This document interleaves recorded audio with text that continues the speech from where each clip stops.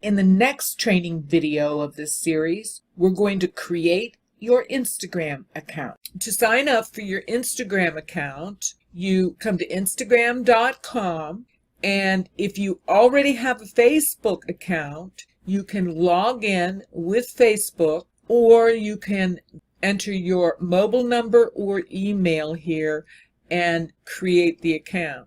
You'll want to put your full name, a username, and a password, and then sign up. You also have on this page the download buttons, so you can download the app on your phone, or you can also download the desktop versions. If you already have an account with Instagram, you can log in from this page as well.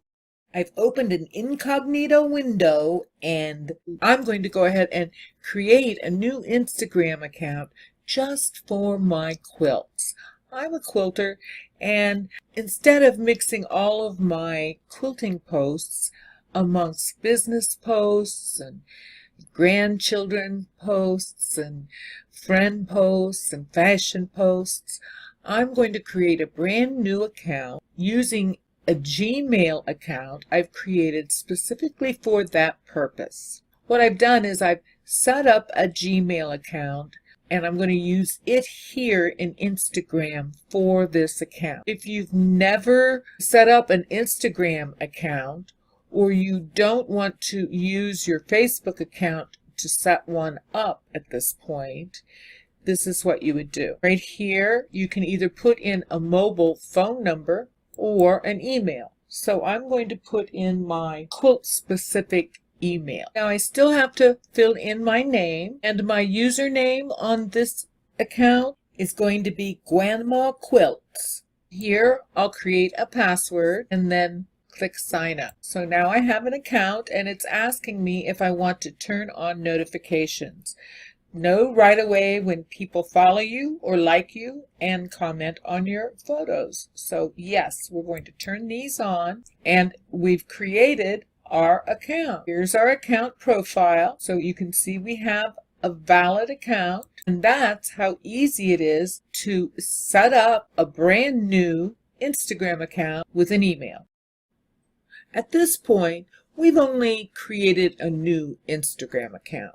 We haven't connected it to a personal Facebook page, but I wanted to mention here, it's so easy to create an Instagram account. The account we just made is what I call a niche account. I created the email grandmaquilts@gmail.com for the specific purpose of creating an Instagram account centered around my quilting. Whatever your interests are, or whatever type of niche audience you're wanting to speak to, you can easily create a separate Instagram account for that audience. And it can all come under one personal Facebook account. Now, this isn't a business account we're talking about yet. We'll get to that later in the training. Next, we're going to talk about connecting your Instagram account to your personal Facebook account. So I look forward to seeing you in the next video.